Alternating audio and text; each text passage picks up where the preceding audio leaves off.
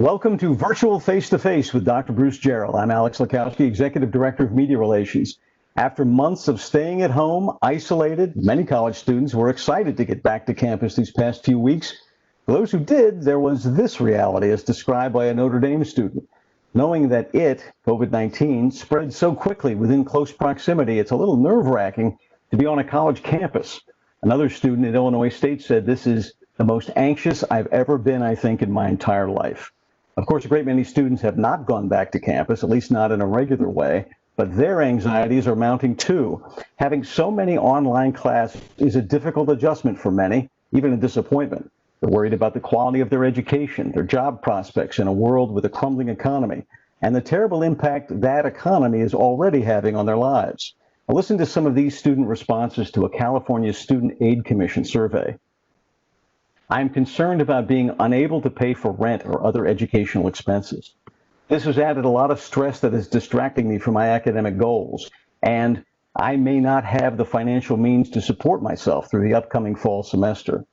And add to that, many others, particularly the children of immigrants, have taken on more family responsibilities now.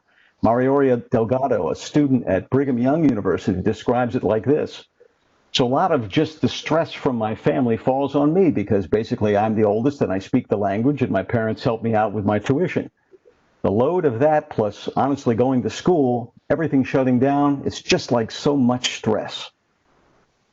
And this persistent anxiety compounds what is already a difficult time for students, particularly those pursuing graduate degrees like many at UMB. Susanna Harris is a PhD microbiologist and founder of a website that provides space for mental health discussions among graduate students.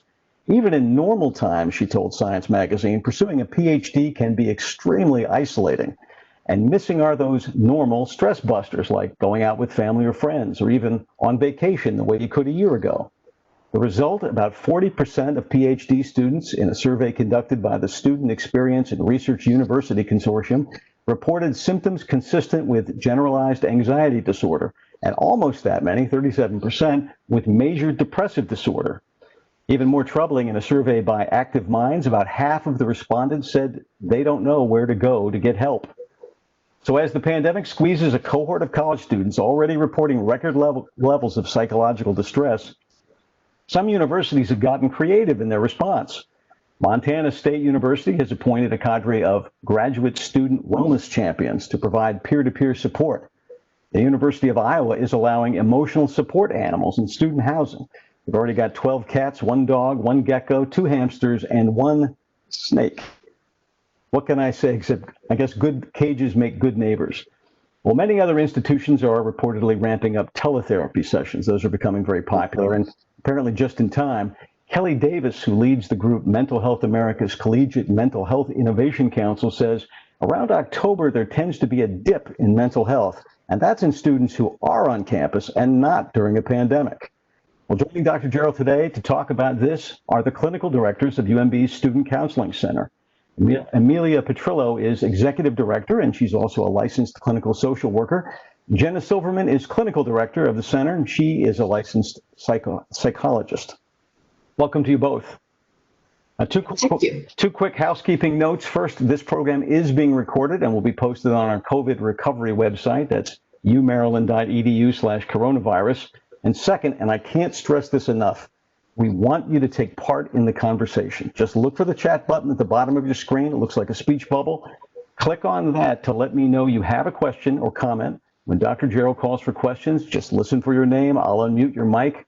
All you have to do is speak up. And if you want to remain anonymous, that's okay too. Just let me know. Now, with all that out of the way, here's our host, UMB President, Dr. Bruce Jarrell. Thank you, Alex, for that wonderful introduction to this topic. It's an important topic for our university. And yes, we have a lot of graduate students and professional students here, so it's highly relevant, some of your comments. It's a pleasure to have Emilia and Jenna here today. Thank you for coming. And I want to remind all of you to think up your questions and get them into the chat button. To start off with, maybe what I want to do is repeat the question that Alex just said. So when we've got students who are having mental stresses, et cetera, where do they go? What do we have in place, Emilia, Jenna? Well, we have a lot. Our primary goal is always to meet students' needs, and then, of course, when COVID-19 came and we had to start to telework, we had to quickly switch and figure out how to do telemental health services. It's a very interesting way of doing therapy, but we had to figure out how to make it work for us and our students. So at this point, all of our services are via telemental health. And we are able to send the forms to students, and then they can submit them, and then we are able to start providing the assessment and then the services that they need, including whether or not we have the services that they need, or if they don't, refer them out. But that's the most important component of it. But we also focusing a lot of resources on reaching out to students via workshops, joining other departments to ensure that our voice is part of what they're doing. We also generated an electronic form so that students can easily submit requests for services online, and we get back to them immediately. We also have 24/7 crisis support services for students, which became around the clock once we went into teleworking. And the students can call it anytime, any day, and talk to a counselor immediately. And of course, we also have other ways for them to get in. But at this point, we're still working on making sure that students have easy access to our services and to counselors as they need it. Thank you. Jenna, how do you do telemental health? Do we know anything about its effectiveness? Does it work? Mm-hmm. Well, in good news that we do have a lot more research on telemental health, and there's a lot of studies that show that it's just as effective as in-person services too. During the start of the pandemic, all of our clinicians worked to get additional training in telemental health. None of us were telemental health professionals at the time, but we all went through a training certificate program over the summer to learn more about telemental health and ways to make it more effective, ways to manage risk during that time, since we're not sitting in front of our clients. And the findings show that it is equally as effective. I will also say for some students, it's more accessible now, that previously due to time and transportation limitations, they might not have been able to come in for counseling. But now, since they just have to log on, we're finding some students that couldn't come in before are more likely to come in for mental health services. Are there situations where it does not work well? Definitely. There are definitely situations where it might be more high risk, or they might need to have somebody in person that can be better able to assess. And so that we've worked very hard to help establish connections in the community. If a student would need in-person services or need more specialized treatment too. And there are some places that are offering limited in-person services at this time, but only for particular cases. I want to remind the listeners to write in your questions. Jenna, you may be the best to answer this. We're all following the Breonna Taylor events. They're very upsetting. I'm feeling sensations like anger, frustration. Why is this happening? All of those kinds of things. What kinds of things do the students experience during these types of events? And we've had them, unfortunately, in the recent past. What's your experience on that, and what advice might you give those listening? Mm-hmm. I would say that all the students are, many students are experiencing much of those same emotions too as well. During a lot of the uprising and protest over the summer, we were checking in with students about their experience, what they're feeling. A lot of students, and especially BIPOC students, Black, Indigenous, people of color, were experiencing double pandemic at the time of both being isolated, being anxious and worried about COVID, and then also a lot of attention on what's been a long-standing issue of institutionalized racism. We are also working within the Student Counseling Center of how to make mental health more accessible for students from marginalized communities, knowing that it's been a lot more stigmatized. and knowing that there's a lot more barriers to accessing services for BIPOC students too. Some of it is with outreach and partnering with certain groups on campus, also making considerations too of offering additional support and additional connections to community resources for students that are from marginalized backgrounds. Mm-hmm. So Emilia, what's happened to your volume during these twin pandemics in terms of the need for counseling services, and are we up to the need? Yes. Forgive me. You asked about a volume. Are you referring to the Volume service? and how we're responding? Yes. Okay, got it. So it depends on when in the year, and our services have, our demand for services has always been cyclical. So if we're talking about the summer, there's usually not a lot of demand for services, but it slowly has been going up. And many students are requesting services and support for many reasons, including feeling marginalized or having to, buckle down with school while dealing with racism and other the second pandemic going on right now. So we are, like Jenna said, we are meeting their needs in terms of being available to them and getting them the resources that they need as quickly as possible.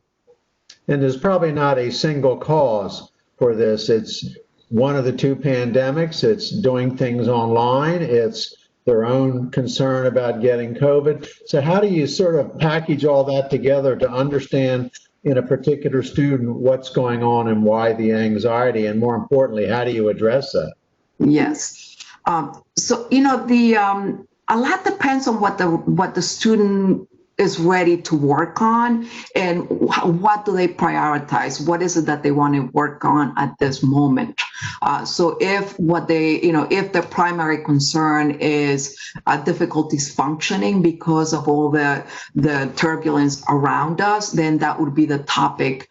That's what we would focus on. How do you balance? How do you stay focused in school while all this turbulence around you is going on? So that's what we do at the beginning of this therapy. We work with them to figure out, of all these things that are going on, what is it that you want to work on right now? What would benefit you the most? And that's what we stick to. And then, of course, if the presenting concern is larger than what we originally thought at that moment, then we start talking about an outside referral so that they can work with somebody in the community long term.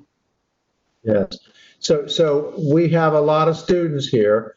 What should our faculty and staff know about what our students are experiencing right now, and how should they adjust their plans in terms of teaching, curriculum, experience, et cetera? Either one of you. Jenna, do you want to start with that one? Sure. Actually, that's a good one for me because we developed a training over the summer we call our Red Folder training that helps faculty and staff to identify and support students in distress. We modified it. We had done it last year, but we modified it for the online environment, knowing it's a very different situation for faculty and staff. A lot of the ways that they would pick up on or come in contact with students aren't available. What has come to the surface around that is that in some ways, we know people are not okay, and to also normalize it's okay to not be okay, then to help connect them with the type of services that they're needing. For some students, it might be individual mental health treatment. For others, it might not. Our website is a great hub that we have both self-care apps, we have online self-assessments, grief resources, as well as being able to access our services for individual care as well. It must be difficult, though, for a faculty member or staff member, for that matter, to recognize that a student is having these kinds of difficulties. It's probably hard enough when you're in a face-to-face, in-person kind of situation. So now we're on an online. Yes. And so sort of how do we figure that out, Emilia? Yes, I don't have the answer for it, but I will try. I really appreciate faculty and staff because they have a difficult job to do, And many of them did not go through a special training that helps them how to be, how to talk about mental health. How do you recognize symptoms? So we ask, I assume that many of them teach because they love the subject or something that they're passionate about. But now on top of that, we're asking them to kind of look out and serve as kind of like a safe space for students. And so we're asking a lot of our professors. What's interesting enough is that there was a study by the Healthy Minds and the American College Health Association back in the spring of 2020. And one of the things that they come up with, they did a study of like 19,000 students in 14 institutions. And one of the things that students did reveal in this study is that one of the things that they did appreciate was the support that they received from their faculty and staff. And we got a similar response when we surveyed our students in June, asking them, are you getting the support that you need? And many of them did say that they did get the support that they needed from us. So I think that the faculty and staff are doing a good job. But now more than ever, they need those soft skills that we have been working on introducing them to, kind of like reach out to students early, have a connection with them earlier, and then know what's available so that they can refer the students to those resources. So I do appreciate what they do, and we're asking them to really stretch and help our students. Yeah, thank you. I want to remind our participants, please send in your questions. Because you got two experts here, you ought to take advantage of them. Emilia, when I think about what you just said, I was certainly never trained in any of those things, certainly not around students and recognizing signs and symptoms of problems. And I guess if I needed more information, you said you had a red folder. Is that what you described, Jenna? A red folder? Correct. We call it the red folder. Should we consider any other things on this campus? Because I have a feeling we're in for a long haul here in terms of teleworking and teleeducation. So maybe this is an area. I mean, we've said that we needed to increase our online teaching skills. Sounds like to me we also need to increase our online recognition of students having mental health difficulties. Yes. How do we do that? Now that you're the president, I think you can do it. So what I'm going to say is that one of the things that we have always asked for, but we haven't gotten too far with, is the possibility of having the red folder training be part of the onboarding for faculty and staff. Because especially, it's always been important, but especially now, how can we need to let them know what's available before there is a crisis, and know how to talk to students, especially if they don't feel comfortable with doing so. Right. So I want to remind our participants questions. Alex, do we have any yet? No, I've been needling the audience, and they're shy. They're a shy group. I could call them out by name, but I don't know if we've gotten to that point yet. Well, some of you must need some therapy. Here's some free therapy for you. Well, somebody who was talked about before the show has arrived in the audience. If you want to call him out, so that's. No, I'll wait. Okay, very good. So we are part of the university system of Maryland, and I know that every other aspect, the provosts, the presidents, the deans and vice presidents for student affairs meet on a regular basis. Do the student counseling experts meet on a regular basis, Emilia? Well, I'm glad you asked that question because thanks to COVID, we started to meet back in, I think it was April. For the first time, we started to get together and support one another and learn from one another. So we are doing it now on a regular basis, monthly, and it's been a tremendous source of support, but also a way to measure how we doing, how are we meeting the students' need across the state. So we do have that meeting. What are you hearing about the predominantly undergraduate schools in terms of the kinds of things that they're experiencing? Because it's a very different place from here.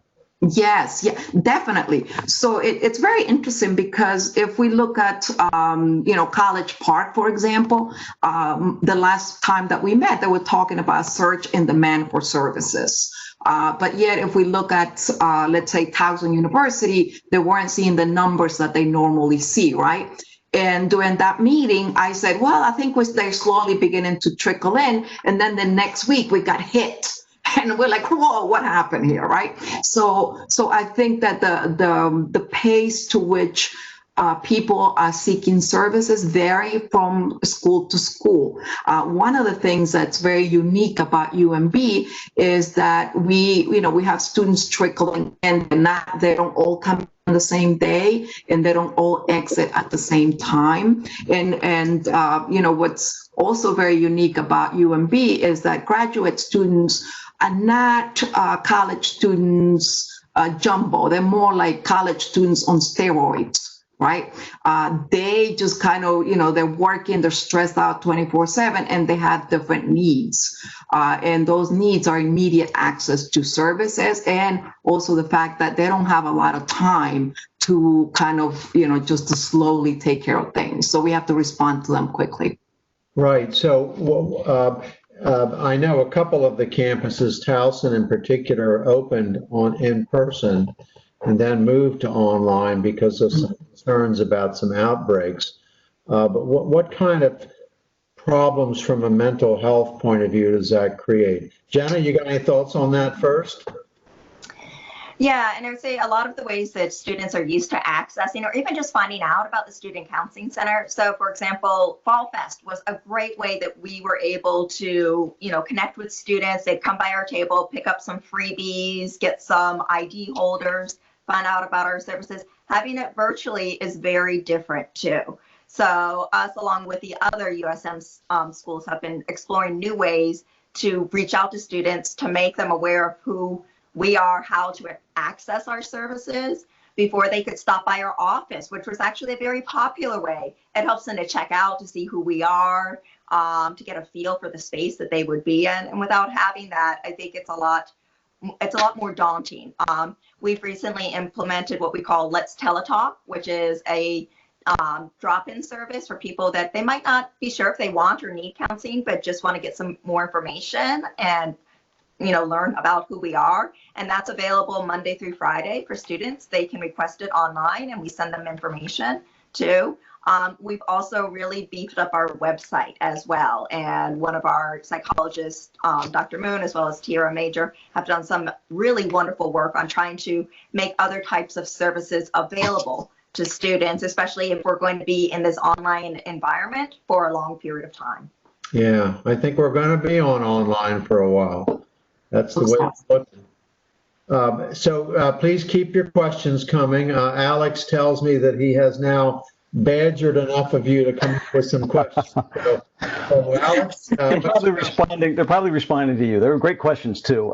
Your red folder comment sparked some interest. Susan Antol is with us to ask about that or comment on it. Susan? Hi, thank you very much. This is really exciting. And I think the advantage of us teleworking as faculty and staff is we now can sit here and work and take in all these wonderful resources that we're learning about every week through this face-to-face. And so, Dr. Jarrell, this is just a tribute to how you've managed to keep not just us engaged, but also to keep us asymptomatic in many ways from all that's going on.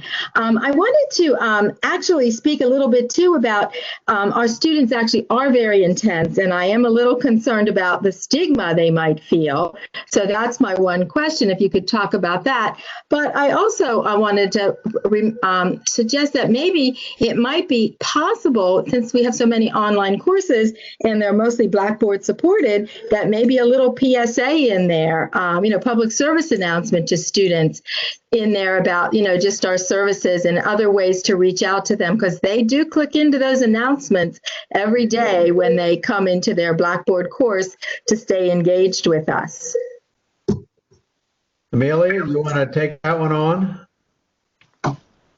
Hold on a second. I was going to write something down, the PSA. I'm sorry. So the comment was about the red folder and how that's needed and how important it is for people to know about it. So we are very happy to come and talk to you about the red folder, and we can tweak it to meet the the needs of the particular group that we're talking about. And we would love to be able to reach out in different ways. At this point, we put information. I did send, for example, we recently sent a newsletter to the student body, and I forwarded to the deans of student affairs in all the different schools and asked them to promote our services as much as possible. So I'm sure that they did that, but it always helps to know how to reach the students directly and what are they interested in. So what I just heard sounds very interesting, because anything that students will look at is something that I will take shameless advantage of. Jenna, anything to add? Because that red folder was part of your baby. Yeah, and that's something that we do talk about in the red folder training too, is how to just normalize that, experiencing and, mental health concerns or anxiety and depression is not as unusual, and seeking treatment is early is very helpful as a professional. We even talk about it as being part of professional ethics to take care of oneself in order to be a good researcher, a good clinician, a good treatment provider too. So we also can help for faculty and staff if they have any questions or need to consult. We're available to do that as well on our online form. There's even an option to say, who are you contacting us about? And if they're contacting us to consult about a student, that we can respond to them very quickly.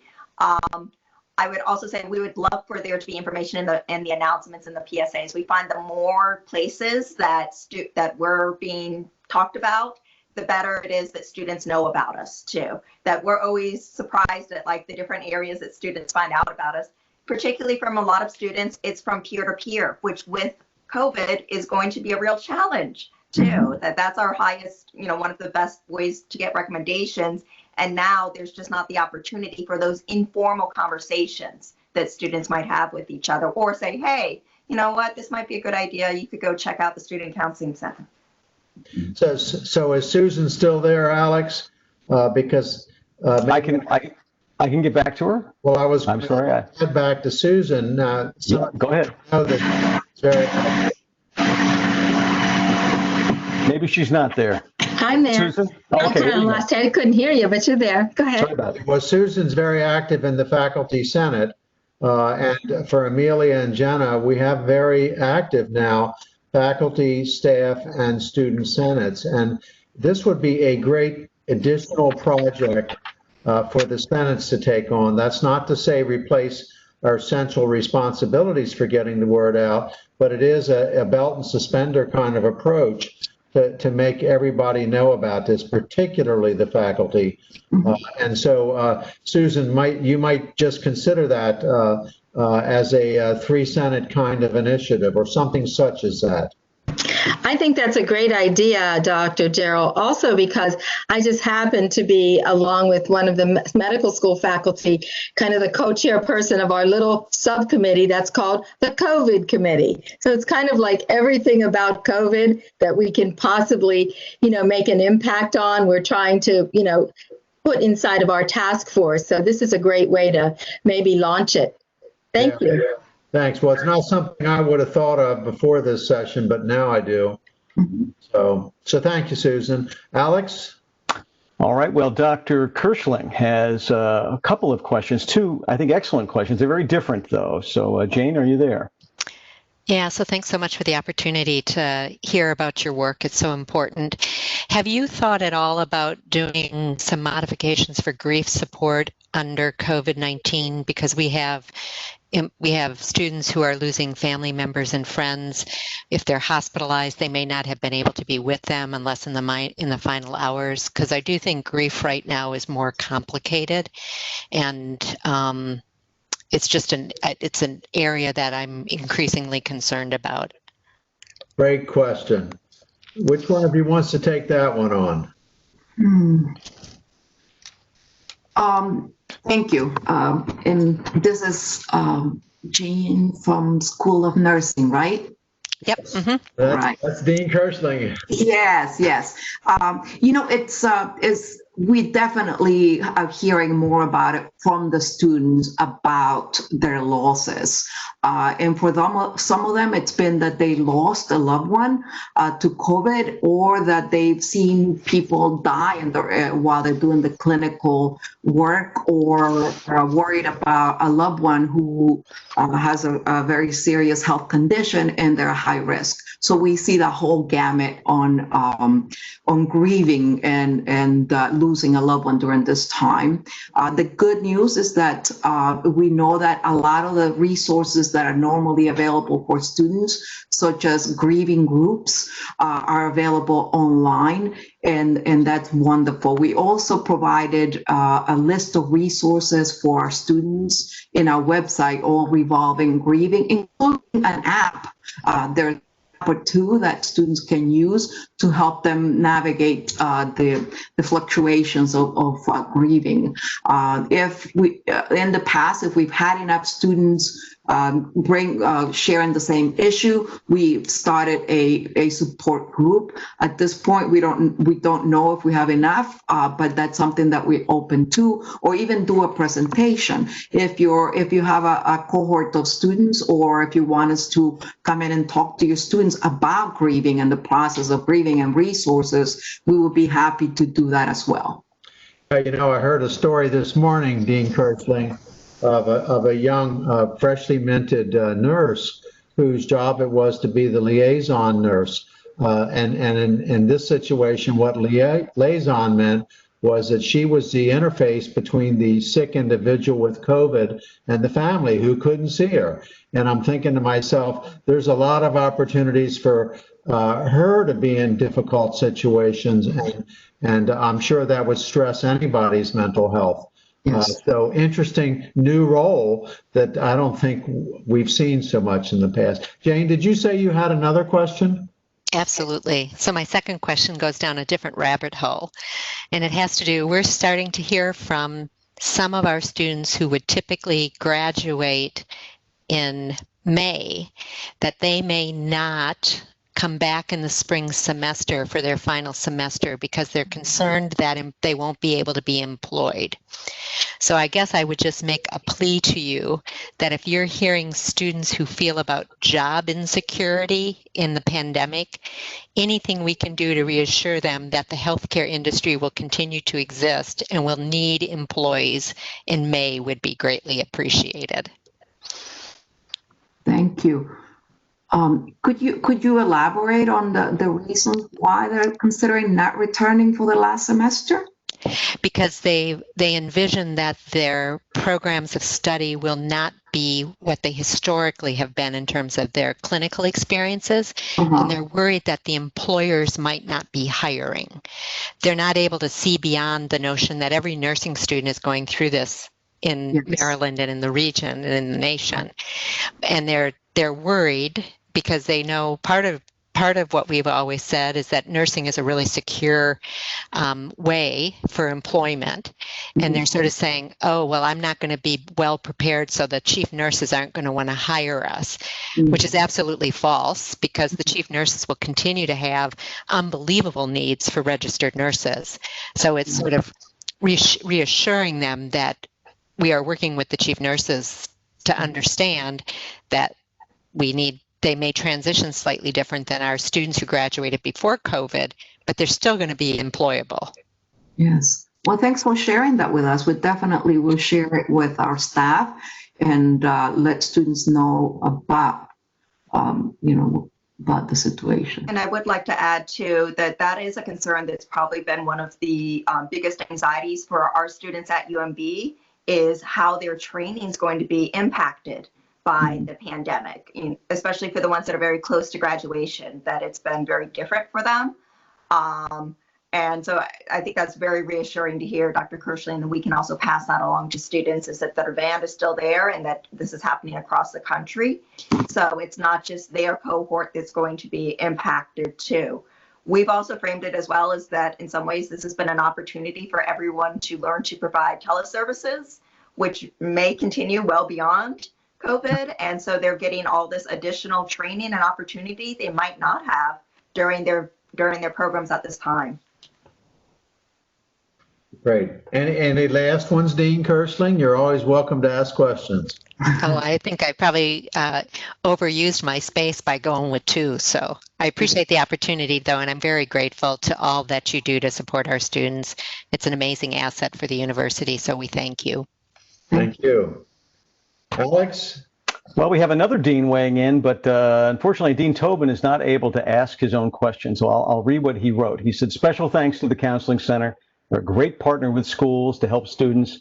His question is sometimes students need some help, someone to talk to, but they may not need counseling per se. Is there a more informal way for them to get help? Well, this is a great opportunity to brag about the latest addition to the Counseling Center's resources. The team and I and Jenna have been working on developing a program. It wasn't developed by us. It was developed by Cornell University, but we copied it. And it's called Let's Talk. But now that we do everything via telemental health, we call it Let's Teletalk.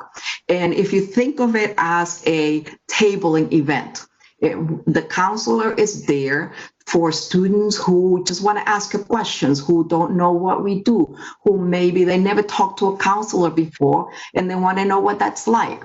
If we're talking about a student from the School of Law, it may be somebody who's like, oh, are you going to tell the school about this? They have questions about confidentiality.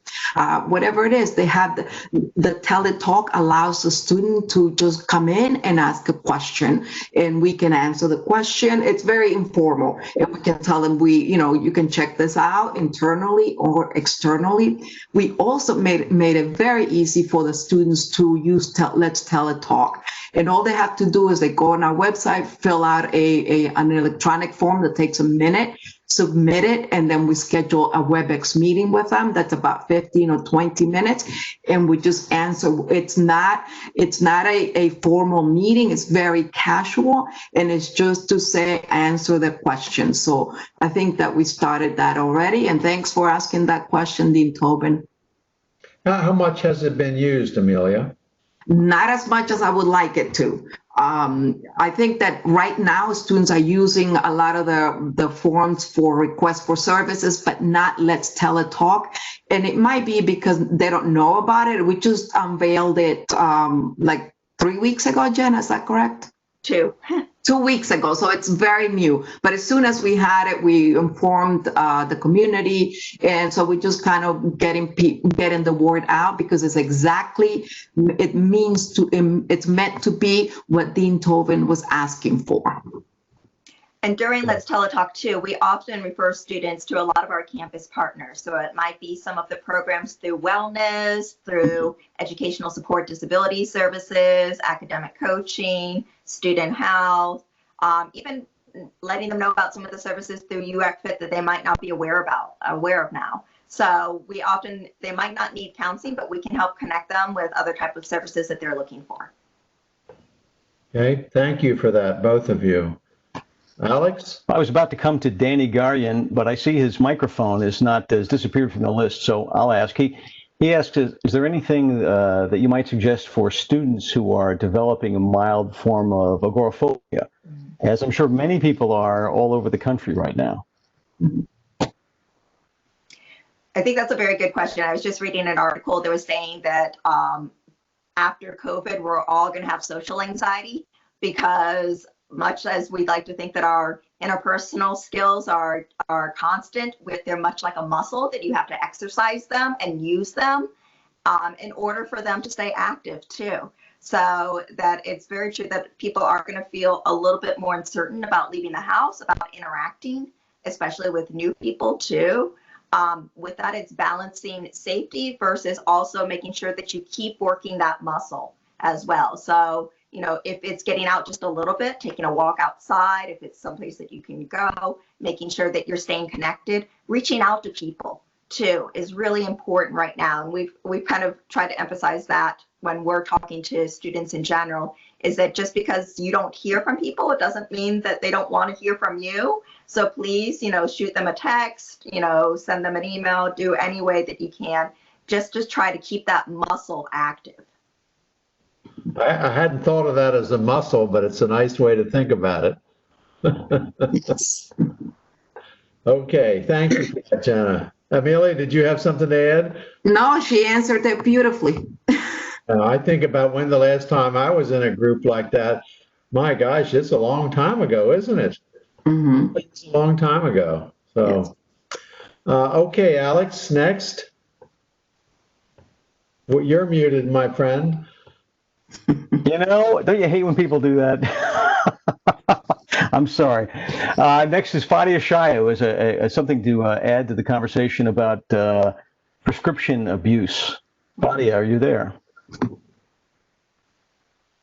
I'll try again. Fadia, are you there? Yes, now I am no longer muted. You are no longer muted, yes. Yes, this is a fascinating conversation, and thank you for bringing this very important topic to today's face-to-face. From the standpoint of the pharmacy and what we are hearing at the pharmacy forefront, not only that, but also in our research and practice in all jurisdictions, we do work across the state in prevention efforts. We are finding an uptake of the misuse of prescription drugs, perhaps more confusion, perhaps a tendency to over-medicate. And it is not only opioids, but perhaps more uptake of medications in a way that is potentially concerning. And I'm wondering if that is something on the forefront of our efforts at the campus level, and whether that is maybe calling for perhaps more literacy or perhaps more increasing awareness on, for the students, if there's a need for that in the name of prevention, of course.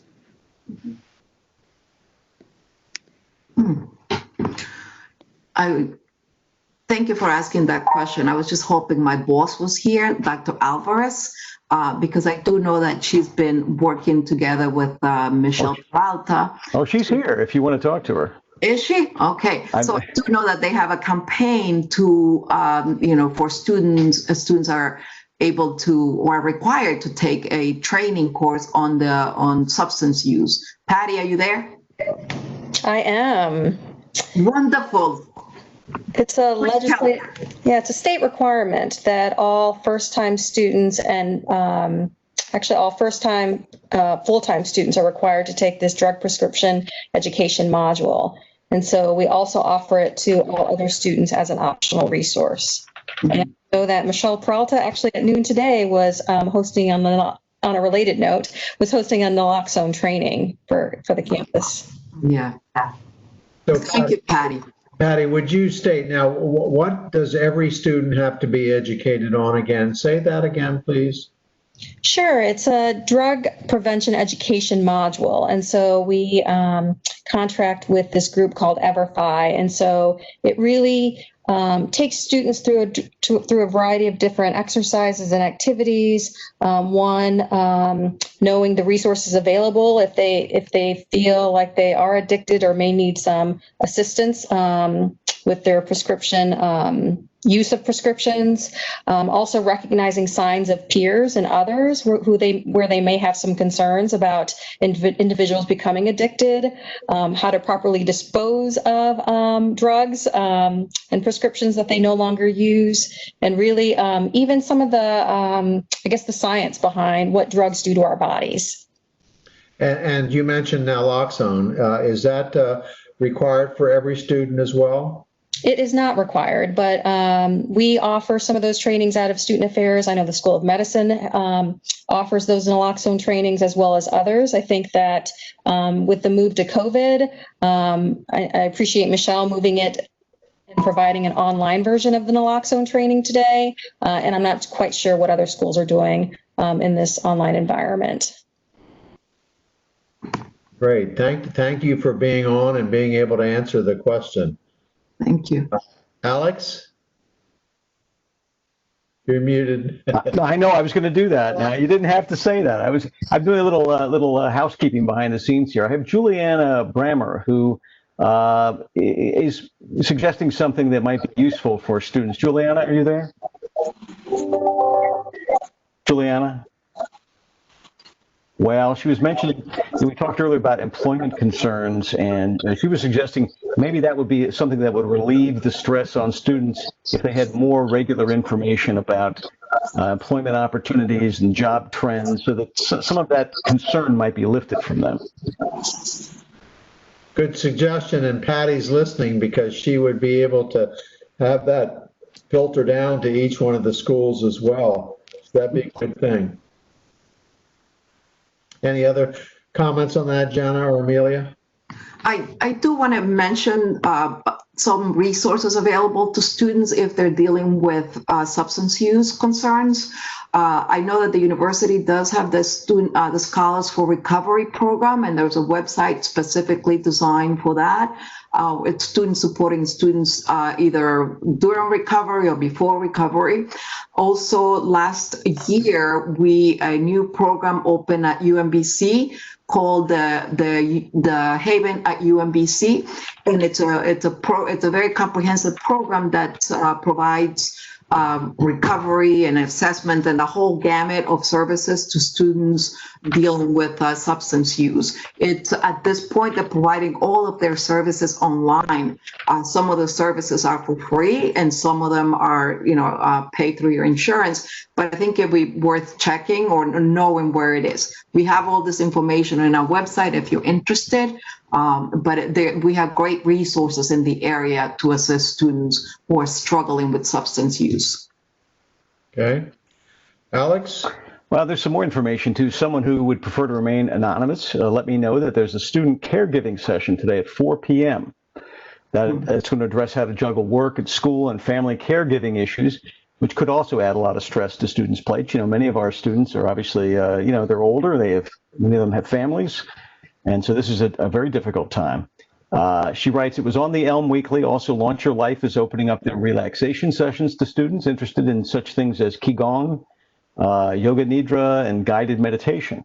Many of our events will also tie into the Mental Health Awareness Month in October, and you can register at umaryland.edu/launch-your-life. So those are some of the other things that are available to help people. Alex? And at this point, let me see. I don't have any more questions. That Dr. Ward didn't ask any questions? No, he's there, but he's remaining silent. I didn't want to call him out by name, but I can unmute him if you tell me to do it. Oh, I think that would be marvelous. Okay, Dr. Ward, are you there? I am, and I like how Dr. Jarrell always tries to put me on the spot. I've been listening with 1.5 ear, because I must admit I've been multitasking. So I hope this wasn't addressed, but I think, can I still take credit for hiring you, Emilia? That has been too long. No, well, I didn't hire you. I met you here, and I think we started in our full-time roles. How about that around the same time? Yes. I think you know that because we've talked about it in the past. My dissertation was actually on mental health, student mental health, and what I focused on was the role of faculty in helping to support students and identify students with mental health issues.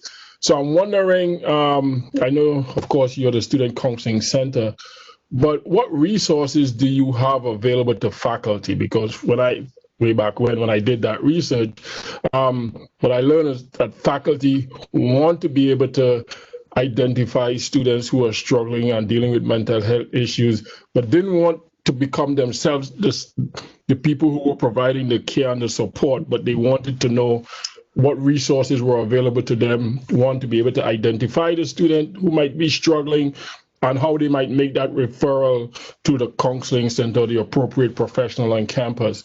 What resources do you have in the center for faculty, and how do you share that information with faculty?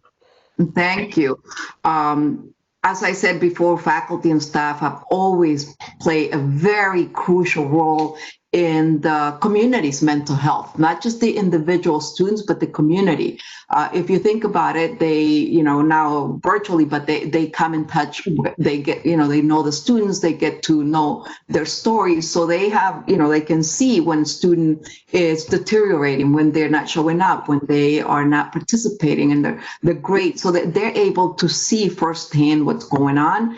And I think that within our institution, but outside the institution, it's always been very clearly established that the professors who are involved with the students, they play a very important role in that student's life, and they're likely to listen.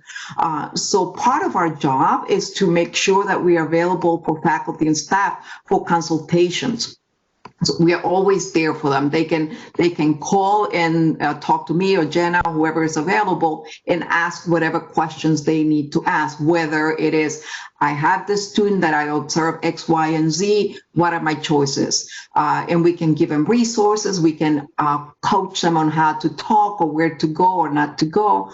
So that's one way that them. The other way is that we can also come to their class if they, they're not experts in mental health, right? So we can come to the classroom and talk to the students. And in addition to that, we have the red folder where we teach them what to look for. We're not teaching them how to be counselors or be junior counselors. Not everybody wants to do that, and not everybody feels comfortable doing that, especially if you're talking about a student who may be expressing some suicidal thoughts. So it can be a very, very scary proposition for some people. So the red folder is just telling them, this is what a stressed student looks like. We recommend this is how you approach them, and this is where you send them to, or you can walk them to our place, or we tell them the different options that they have on how to help the students, and then we take it from there. They do not have to make any decisions about what the student needs or doesn't. Once they bring us into the picture, we take over it. So that's all we're asking them, to make a referral, and we'll take it from there. And I just want to add to that as well that our after-hours crisis service is also available for faculty and staff to consult with too. And we really want to encourage faculty and staff to use that, because we know these situations often come up on weekends, late at night. They get an email from a student and they don't know what to do with it. So please call, it's our main number, and just press 7 and they'll be able to speak with a counselor. We also can follow up the next day too, because we know these situations don't often resolve quickly, and we want to make sure to help connect the student to the resources that they need. I do appreciate also too what Dr. Ward mentioned, is that we don't want faculty and staff to be in that role of counselor. That's outside of their scope, and we want to respect the boundaries too. So we want to help train them with how to ask the right questions. And we do that with the red folder training, even the hard questions around suicidality. And then what are some ways that are effective and also gentle of getting them connected with mental health resources for the students. Great. Other questions, Alex, or are we out of time? Well, we have a little time, and I've gotten a number of comments that all start with, I know today's program is about student mental health, but, and then they ask about, what about if I have small children at home? What should I be looking for? What about faculty and staff? What can they do? And you talked about faculty recognizing issues that might be apparent in students, but what about themselves? Is there anything you might offer to answer any of those concerns? So maybe Patty's still there, Dr. Alvarez is still there. My understanding is that the university and Dr. Jarrell may be able to talk about this, but I do know that at this time the university is working really hard to bring all the resources to faculty and staff. And Dr. Jarrell, you want to talk about that? I don't know if I'm being premature. No, I can speak about it. I'm here. This is Patty. So thank you. Yeah, HR and student affairs have been working collaboratively together to address a variety of needs that our employees and students have who are caregivers, whether it's children or elderly folks. And so the university is in the process of finalizing a contract with a group called CompPsych. And that group will allow There are three options for us. One is Family Source. There's also a Legal Connect and Financial Connect. And these are resources that will provide employees and students with a variety of direct resources, referrals, and other information and guidance as it relates to family and caring for children, whether it's adoption resources, again, particularly with COVID, a lot of childcare concerns as well. And so we're really excited and hopeful to roll that out soon. Hope to have the contract finalized soon, and then we'll communicate information to the larger campus within hopefully the next week or two. Right, and I know that's in progress, but I have not heard that it was settled yet. So.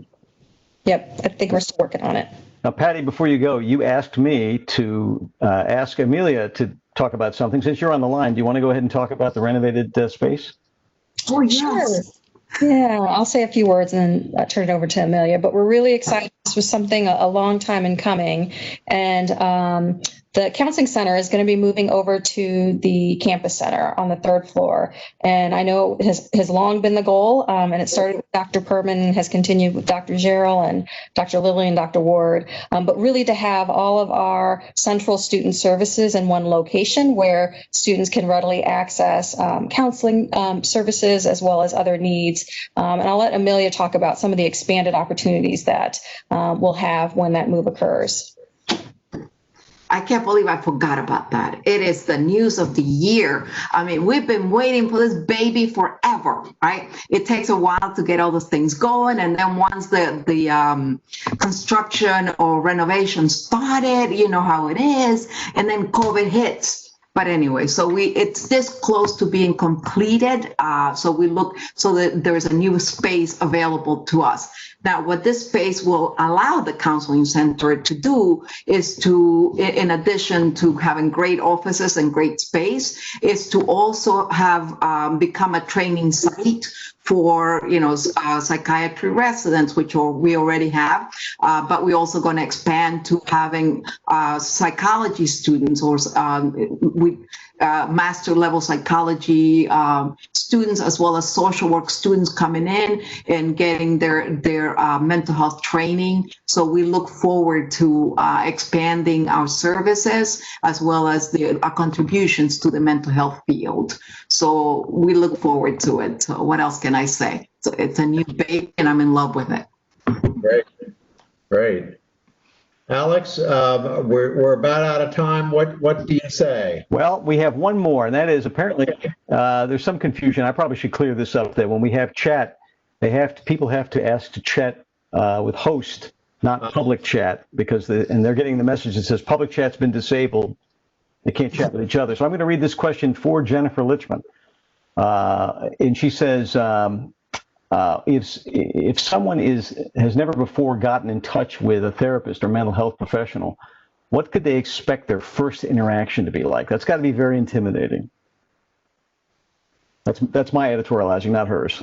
Yeah, no, I think that's a good question to ask. And I would say too, oftentimes the first interaction would be gathering some information from the potential client too. This is done differently. It used to be done in person. Now it probably would be done either over the phone or through telehealth.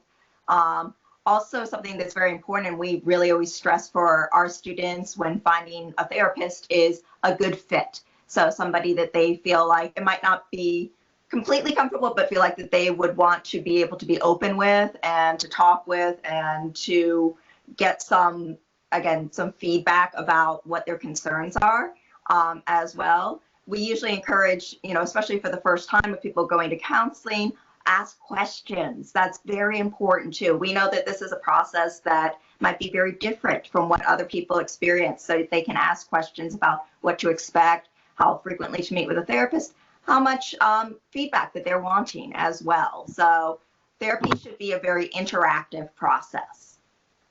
Great. So, Alex, I think that just about does our time, I see now. That's it. So, first of all, I want to thank Emilia and Jenna for being on the show. It was really fabulous to have you here. I think we've got some take-home things to do from what I've heard, and that's actually the sign of a really good session. that it was interactive and constructive of new ideas. So I want to thank you both for doing this. For those in the audience, thank you for participating, and thank you for yielding to Alex's appeals for questions. So thank you all, and we'll see you next week. Goodbye.